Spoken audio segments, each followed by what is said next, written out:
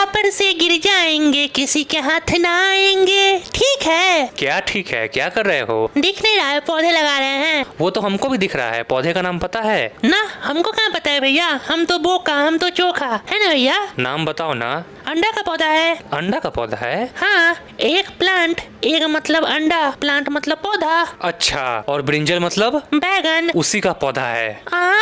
नहीं, हाँ। ये तो था पास्ट की बात। अब बात करते हैं प्रेजेंट की। तो जो भी पौधे छोटे ने लगाया था, उस पौधे को आज हम फाइनल जगह पे लगाएंगे। एक बात और, छोटे ने जो पौधे लगाया था ना, उसको हम फाइनल जगह पे डायरेक्टली भी लगा सकते हैं, लेकिन मेरे पास उस समय ना मिट्टी तैयार नहीं था और ग्रो बैग भी फिल किया हुआ नहीं था। तो बैगन के पौधे लगाने के लिए हम ले रहे हैं 15 बाई 15 इंच का